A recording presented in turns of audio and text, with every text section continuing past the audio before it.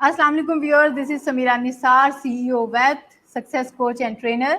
और आज वेडनेसडे को 5:30 बजे वेब के प्लेटफॉर्म से एक नए टॉपिक और एक नए एक्सपर्ट के साथ आपके सामने हाजिर हैं।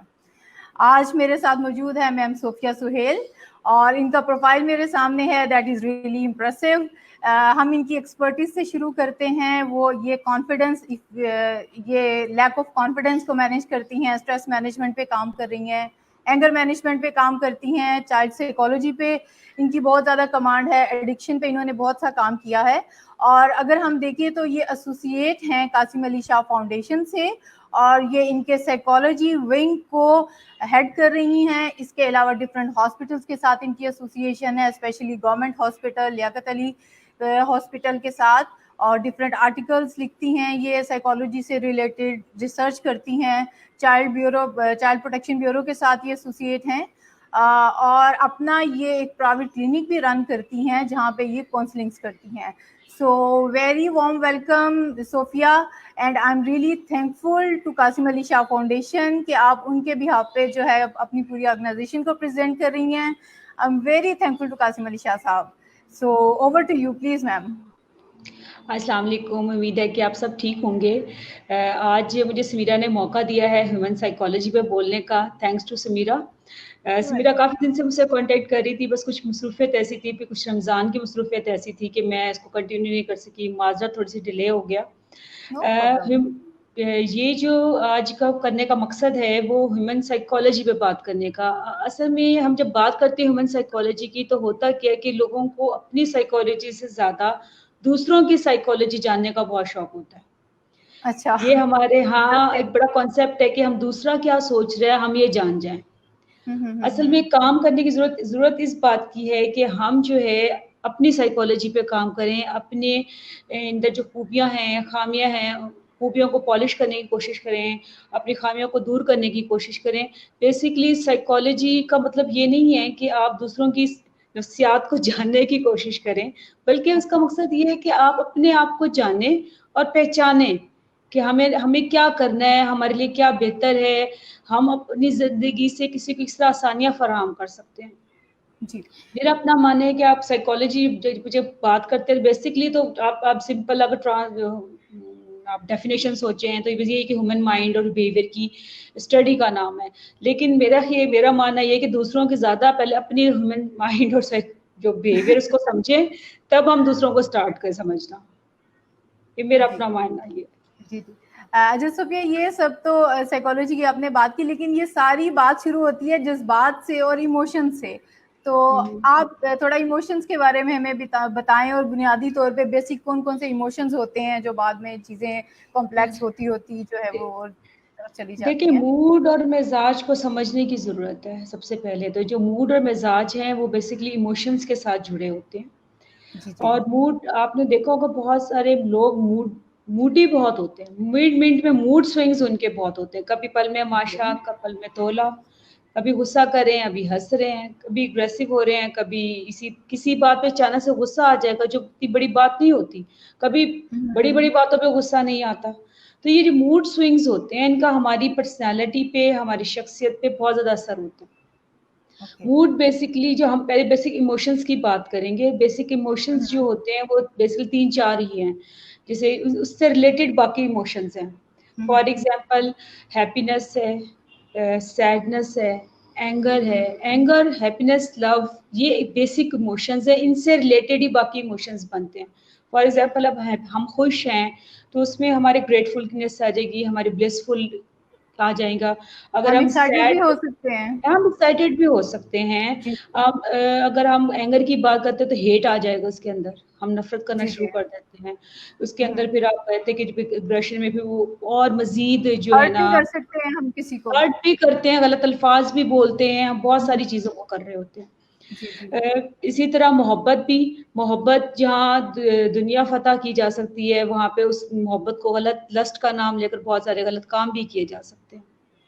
तो ये और उसमें बेसिकली सैक्रिफाइस भी तो हो सकता है ना। मोहब्बत आप किसी से कर रहे हैं तो एक सर्टेन लेवल पे जाके आप सैक्रिफाइस करते हैं। सेक्रीफाइस भी कर सकते हैं। बहुत सारे लोग अपने काम से इतनी मोहब्बत करते हैं, वो काफी सेक्रीफाइस करते हैं। बाज लोग किसी इंसान से इतनी मोहब्बत करते हैं, उसको हासिल करने के लिए या उसके लिए बहुत सारी चीजें सेक्रीफाइस कर बहुत सी सकते हैं, कॉम्प्रोमाइजेस कर लेते हैं। कॉम्प्रोमाइजेस कर देते हैं। मैं कहती जो वर्किंग लेडी होती है ना, वो बहुत ज्यादा मुझे, या ये मत समझिएगा कि मैं खुद वर्किंग लेडी हूँ, जैसे मेरा वर्किंग लेडी है, तो मेरा अपना ख्याल ये है कि जो वर्किंग लेडी होती है वो अपने बच्चों की, अपने काम के साथ साथ अपने बच्चों की भी बहुत ज्यादा चीजों को सेक्रीफाइस कर रही होती है।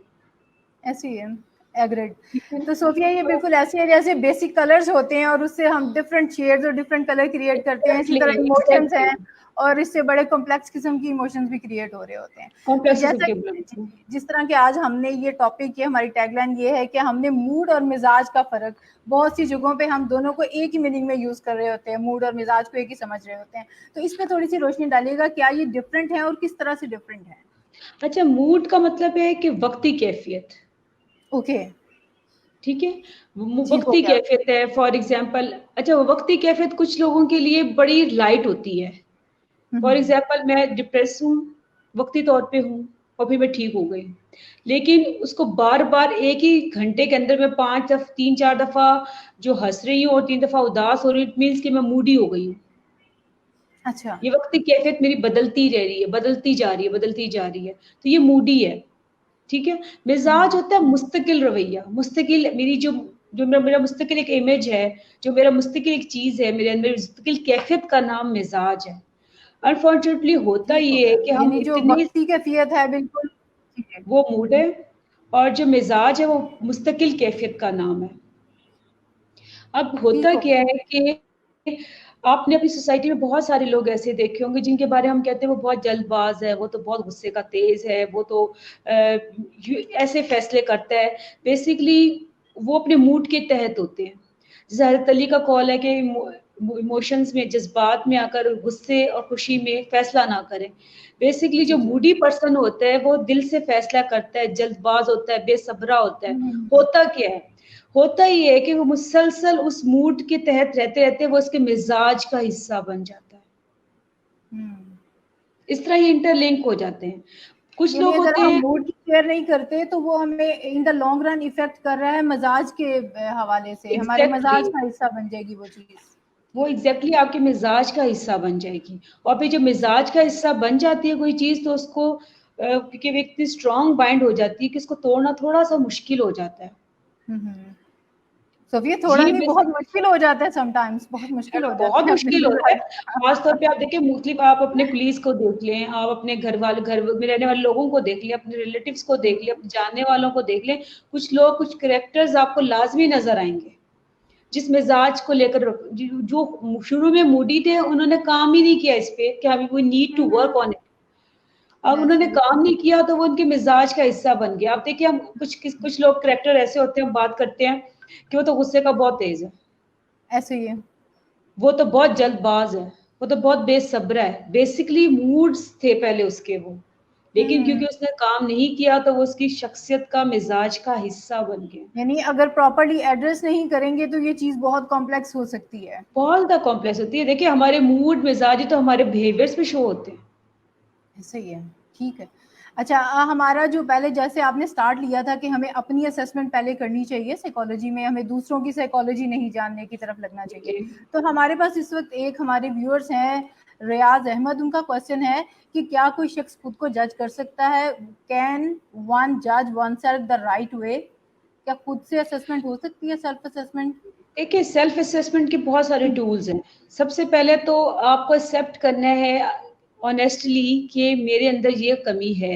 जो बंदा सेल्फ असेसमेंट करेगा ना, उसके अंदर ये एहसास होगा कि मेरे अंदर कमी है। जो ठीक ये है। एहसास ही नहीं करेगा कि जिसके मेरे अंदर कमी है, तो वो असेसमेंट क्यों करेगा?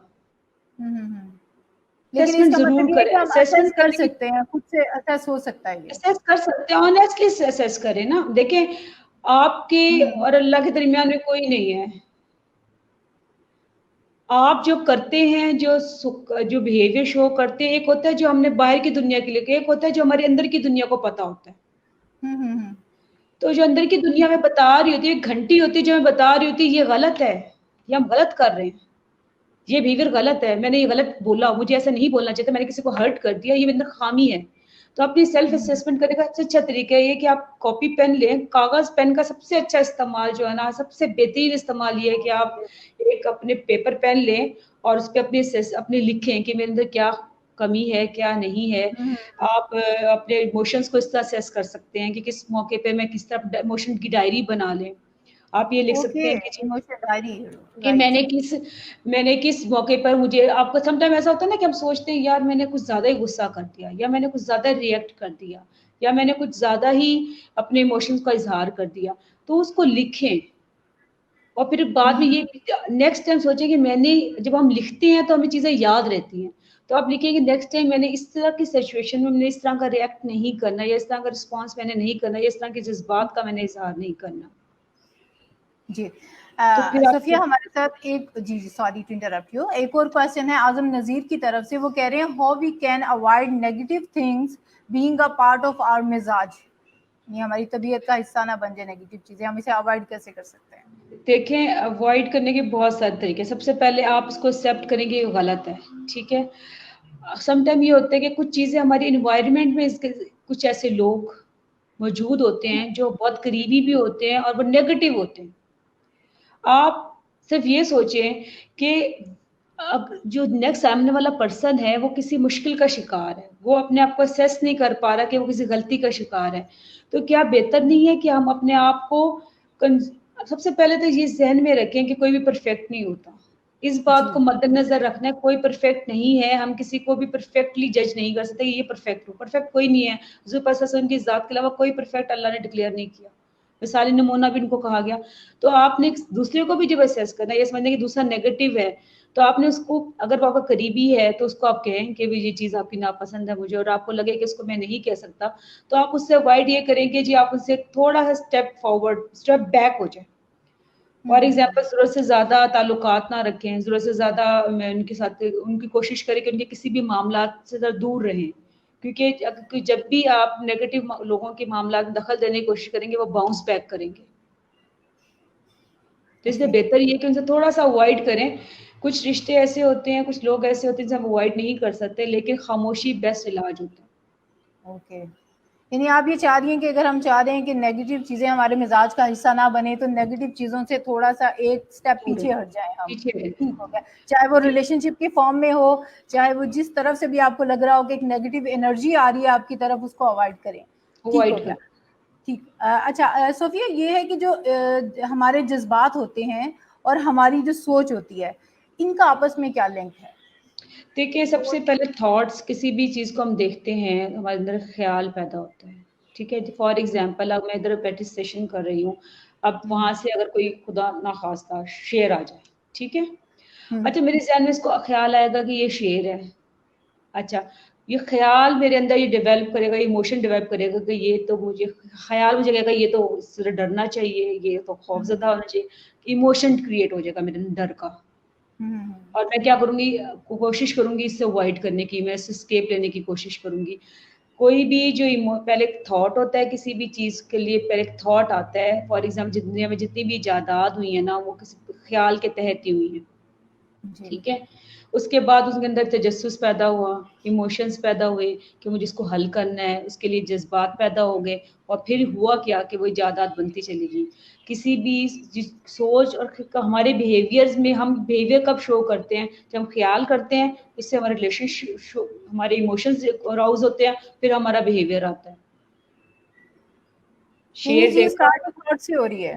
हाँ, पहली कंपोनेंट थॉट है, फिर इमोशन से रिलेट होता है वो, और उसके बाद वो हमारे बिहेवियर का हिस्सा बनता है।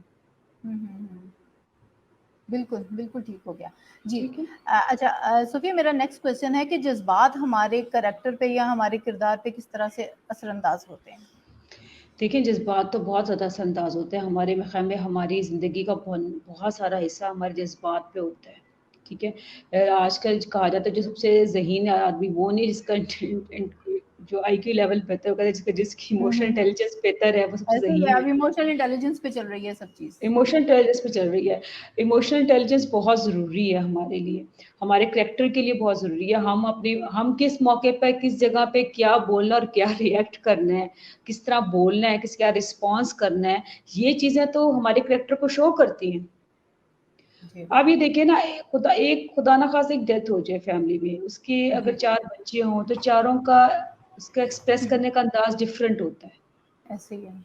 कोई डिप्रेस हो जाता है, कोई इसको रिस्पॉन्सिबल हो जाता है, कोई जो है ना इसको एज़ अ चैलेंज देता है कि कोई समझता है ये अल्लाह की तरफ से आज़माइश है। ठीक है? तो हमारे कैरेक्टर से, हमारे बिहेवियर से रिलेट करता है, हमारे इमोशंस हमारे बिहेवियर से रिलेट करते हैं, बहुत ज़्यादा कनेक्ट। थॉट फिर इमोशन एंड देन कैरेक्टर, दिन हमारा करेक्टर। बिहेवियर।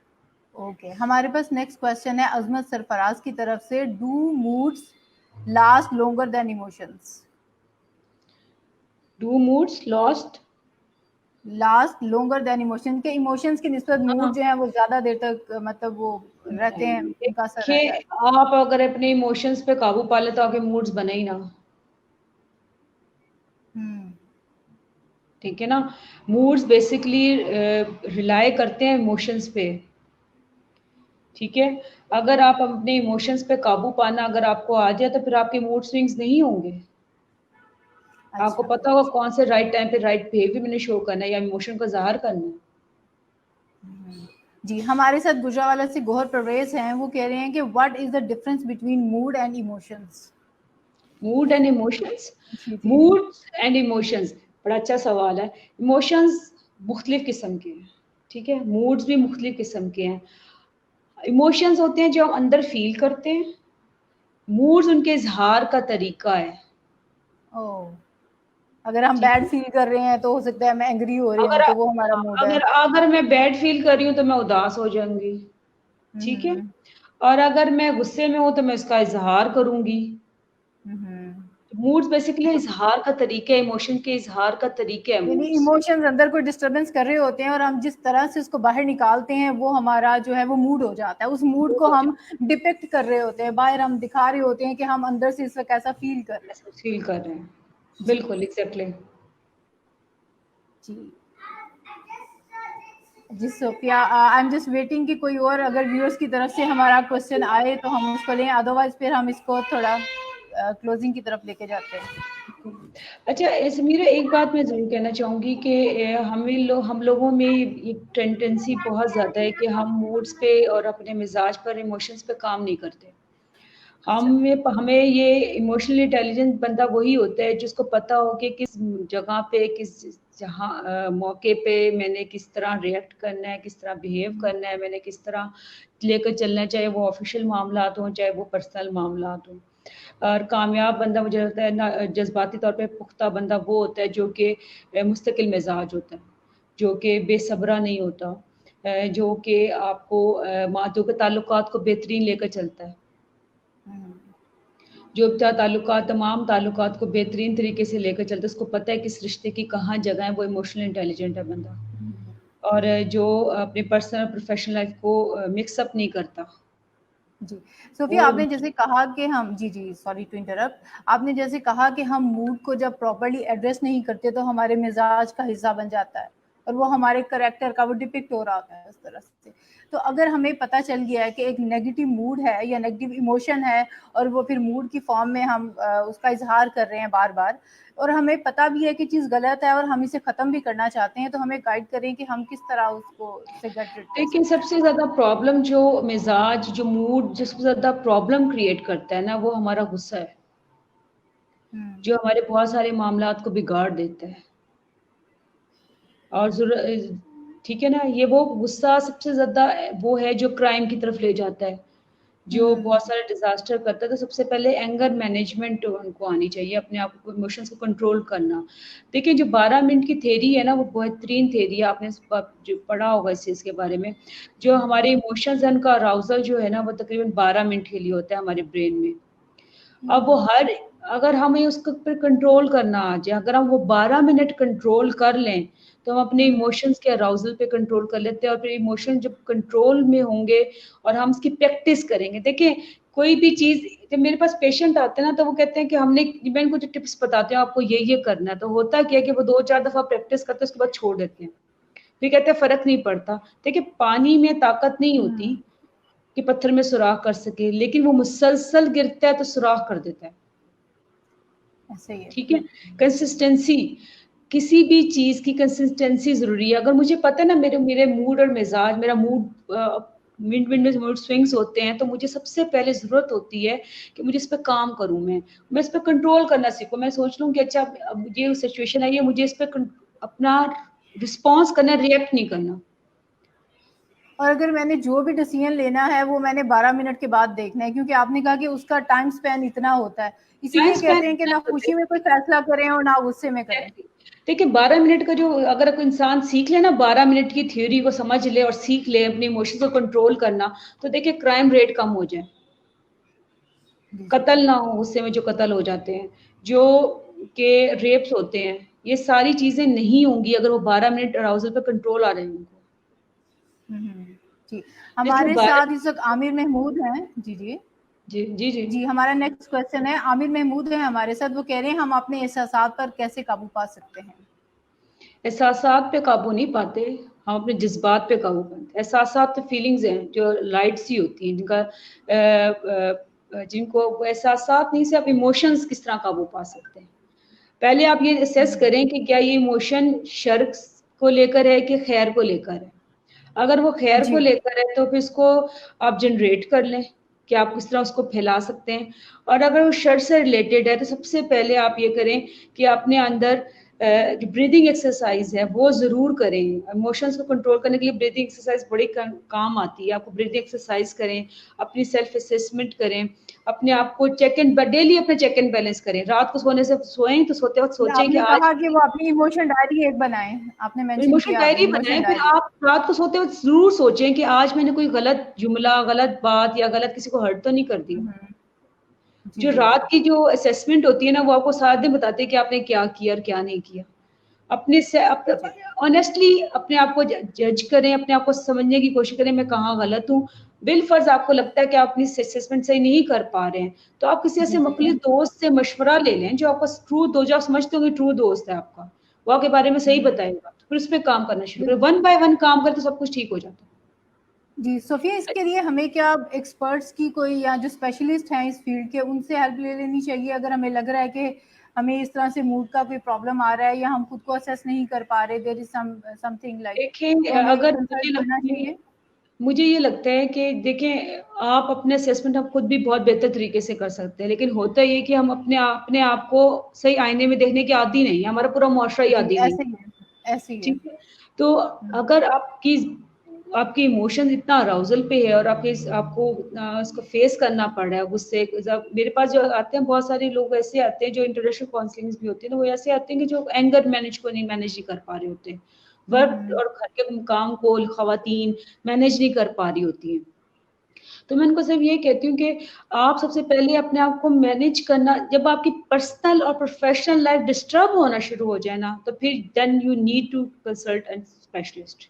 जी, इसी से रिलेटेड एक क्वेश्चन है सिर्फ अजमत का, क्या मूड इफेक्ट होता है परफॉर्मेंस पे, जिस तरह के आपने भी जिक्र किया है। जी बिल्कुल होता है। देखें आपको आपके बॉस ने एक जरूरी असाइनमेंट कही है और आप गुस्से में हैं या आपका कोई मूड ऑफ है या बोर्ड हो रहे हैं या आपके कोई और मसले मसाइल चल रहे हैं, आपका दिल नहीं कर रहा। अक्सर बच्चे इस बात का, अक्सर जो कुलीग्स या बच्चे ये बात करते हैं तो दिल नहीं कर रहा।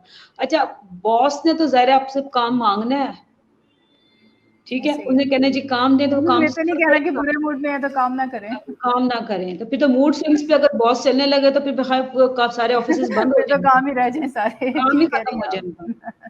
ठीक हो गया। अच्छा, अच्छा एक बात मैं ज़रूर जी थोड़ा-सा मैं प्लीज। कहूँगी कि जो बहुत सारे साइकोलॉजिकल डिसऑर्डर्स हैं, वो भी मूड्स के तहत होते हैं, जिनमें मूड स्विंग्स बहुत होते हैं। बाइपोलर डिसऑर्डर है, मूड जी डिसऑर्डर है, ऐसे ही है। डिप्रेशन है। ये वो डिसऑर्डर्स हैं जो बहुत ज़्यादा मूड्स के तहत चलते हैं।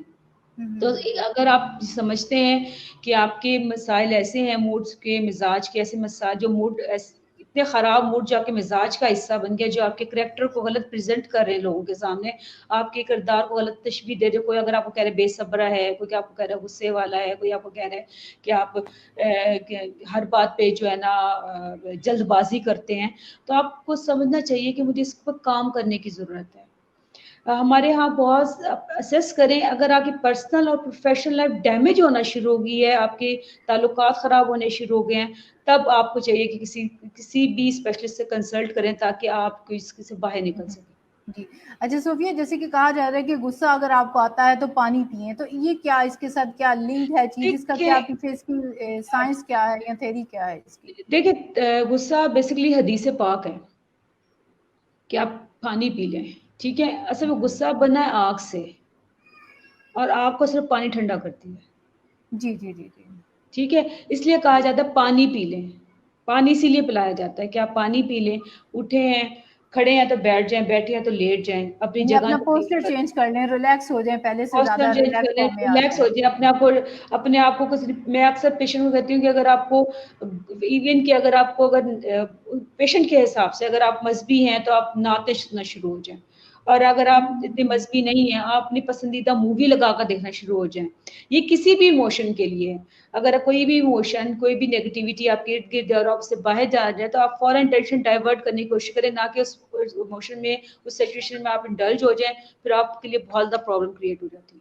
अच्छा सोफिया, मैं अज़ीम अनवर जो हमारे साथ इस वक़्त सऊदी अरेबिया से हैं, उनका क्वेश्चन पहले कंप्लीट करती हूँ। उन्होंने कहा कि गुस्से में पानी पीना चाहिए, ये बात उन्होंने मुकम्मल की। फिर वो पूछ रहे हैं कि या क्या कुछ और भी करना चाहिए, मतलब इसके अलावा क्या सजेस्ट करते हैं, और देखिए, दैट एक इज़ बड़ा एक एक बड़ा अच्छा आपको ये करना चाहिए आपको अगर आप किसी बात देखिए हमें किसी ना किसी वजह से गुस्सा आ रहा होता है।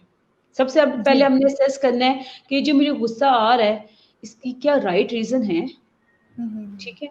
और अगर आपको लगता है हाँ जी, राइट रीज़न्स हैं, तो आप ना रिस्पॉन्स करना सीखें, रिएक्ट नहीं करना। रिएक्ट करना क्या होता है कि आपने मुझे गाली दी, मैं आपको फ़ौरन गाली दे दूँ, ये रिएक्ट है। अच्छा रिस्पॉन्स क्या है कि आपने मुझे कुछ कहा, नेगेटिव वर्ड्स बोले, मैं आपसे कहूँ मैं आप सोचूँ कि क्या ये सही कह रही हैं? अगर मैं कहूँगी नहीं, फिर मैं कहूँगी मुझे रिएक्ट करेंगे, रिस्पॉन्स करेंगे, आप हो सकता है आप गलत बयानी से काम ले रही हैं। एक तरीका ये है, जो थोड़ा-सा मुश्किल लगता है। एक तरीका जो सब बहुत आज़मूदा भी है और बहुत कामयाब भी है, आप कोई भी अपने गुस्से का इज़हार करने से पहले आप 25 तक गिनें, 1 से 25 तक काउंटिंग करें। जब आप काउंटिंग बैकवर्ड करेंगे और सिंपली? तो सिर्फ जस्ट रूटीन, ये नहीं कि तेज़-तेज़, आराम-आराम से 1, 2, 3, 25 तक काउंटिंग करें, फिर आप रिस्पॉन्स दें। जी, वो एक टाइम मिल जाएगा आपको सोचने का टाइम मिल थोड़ा-सा जाएगा कि आप। आपको सोचने का भी हुँ। और आपके जो एकदम से जो आप होता है ना सम टाइम ब्लास्ट होने वाले होते हैं, तो वो ब्लास्ट नहीं होते, आपको मुनासिब अल्फाज़ का इस्तेमाल कर लेते हैं फिर। जी। सोफिया, ये एक सवाल और मैं अपनी तरफ से ऐड करना चाहूँगी कि जिस तरह नेगेटिव थॉट्स और नेगेटिव इमोशंस जो हैं वो हमारे लिए ख़तरनाक है, हमें उनसे बचना चाहिए। तो एक्सट्रीम लेवल की खुशी, हैप्पीनेस या इस तरह के इमोशंस क्या हमें इफ़ेक्ट करते हैं? क्या हमें इनसे भी थोड़ा-सा बच के रहना चाहिए? यानी एक्सट्रीम लेवल है ना, एक तरफ नेगेटिविटी का एक्सट्रीम है, एक तरफ पॉजिटिविटी अगर एक्सट्रीम लेवल पे आ जाती है, तो क्या ये देखिए हमें इफ़ेक्ट कर पॉज़िटिविटी का सकती तो है? कोई एक्सट्रीम नेगेटिव उस वक़्त तक नहीं हो सकता जब तक हम कोई गलत चीज़ उसमें अडॉप्ट कर लें। हुँ, ठीक हुँ, है? हुँ। हम अपने कामयाब हो, हम कामयाबी में आकर गलत चीज़ें, गलत कंपनी इख्तियार कर लें, फिर गलत चीज़ों को इस्तेमाल शुरू कर दें, वो तो नेगेटिव है। अदरवाइज़ हुँ। आप खुशी का इज़हार करें इन अ पॉज़िटिव वे, तो इसका हमें कोई नहीं, इसका प्रॉब्लम उसका हम कोई नुकसान मतलब नहीं अपने है। बस पॉजिटिव पॉज़िटिव इमोशंस को जितना मर्ज़ी हम ग्रो करें, that is good for us actually. Basically मैं तो कहती हूँ जितने आप अगर आप नेगेटिव सिचुएशन में हैं, अगर आपको कोई बंदा बुरा लग रहा है, तो मैं कहती हूँ कि आप उसकी अच्छी चीज़ों को याद करना शुरू कर दें। उसकी क्वालिटीज़ को याद करना शुरू कर दें। हर बंदे में कोई ना कोई अच्छी खूबी अल्लाह ने ज़रूर डाली हुई है। जी, तो जी। आप उसकी अच्छी खूबियों के बारे में जानना शुरू कर दें, उससे बात उसकी अच्छी सोचों के बारे में उसको सोचें उसने मेरे साथ किस टाइम पे कितना अच्छा वक़्त मेरे साथ गुज़ारा है। तो आपके गुस्से में, आपकी चीज़ों में, जज़्बात में ज़रा कमी वाक़या हो जाती है। जी। अच्छा सोफिया, जो अल्फ़ाज़ होते हैं, जो हम बोलते रहते हैं और हम समझते हैं शायद इसका कोई इफ़ेक्ट नहीं आ रहा, कि ये भी हमारे मूड पे, मिज़ाज पे, हमारे ऊपर इसका असर होता है? जो अल्फ़ाज़ हम बोलते हैं ज़्यादा? देखिए अल्फ़ाज़ की पावर तो बहुत ज़्यादा है। अल्लाह हमारे गुमान के साथ है। जो हम अल्फ़ाज़ बोलते हैं, जो हम कहते हैं कुरान पाक में मैं तुम्हारे गुमान के साथ हूँ, ठीक है? तो जो अल्फ़ाज़ हमारे बोलते हैं, इन अल्फ़ाज़ की ताकत है, पावर है, वो स्प्रेड होती है कायनात में, ठीक है? हम अपने आप को सम टाइम ब्लेम गेम में डाल रहे होते हैं, ठीक है? हम सम टाइम दूसरे को हर्ट कर रहे होते हैं या हम सम टाइम मुश्किल हालात आते हैं या फाइनेंशियल क्राइसिस आते हैं, हम कहते हैं मेरे साथ तो ऐसा ही होता है, मेरा तो कारोबार चलना ही नहीं है। इस तरह के जो अल्फ़ाज़ होते हैं ना, इनकी बड़ी ताकत है, ये स्प्रेड होते हैं। फिर चूँकि अल्लाह हमारे गुमान के साथ है, लॉ ऑफ अट्रैक्शन इसी का नाम है। हम जो अच्छा सोचेंगे सोचते तो हैं अच्छा होगा। अच्छा होगा।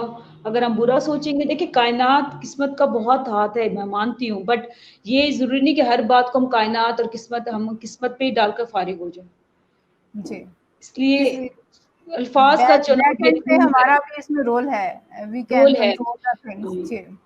जो हमारी जी, सोच और हमारे अल्फाज़ बहुत रोल प्ले करते हैं। ये इतना इंटरेस्टिंग टॉपिक है कि मेरा दिल चाह रहा है मैं आपसे मज़ीद पूछती जाऊँ, और टाइम हमारा जो है वो ख़त्म हो रहा है बिल्कुल। तो इंशाल्लाह आपको नेक्स्ट टाइम ज़रूर इनवाइट करेंगे किसी और नए टॉपिक पे, जिस तरह आपकी ज़रूर, स्पेशलिटी है। एंगर के ऊपर ख़ास तौर पे हम बात करना चाहेंगे, क्योंकि आपने कहा that is the basic negative thing, जिससे मज़ीद चीज़ें जो हैं वो निकलती हैं। तो thank you so much for your time. आपने बड़े अच्छे से मूड को, मिजाज को डिफाइन किया, हम कंट्रोल बहुत कैसे कर शुक्रिया, सकते हैं। आपका वो 12 बहुत मिनट्स, शुक्रिया। सॉरी, वो 25 तक काउंट करना, 12 मिनट्स जी, का जो अराउजल टाइम है, ये सब पॉइंट्स मैं नोट करने वाली हूँ। Thank you so much thank you Safiya, so thank much. You so much. Thank you, have thank a you, nice time, thank take care, thank Allah you so much. हाफिज। बहुत शुक्रिया आपका, आपने मुझे इनवाइट किया, मुझे बहुत मज़ा आया। Really thankful, grateful to you. Thank you so much, take care, Allah Allah हाफ़िज़। हाफिज।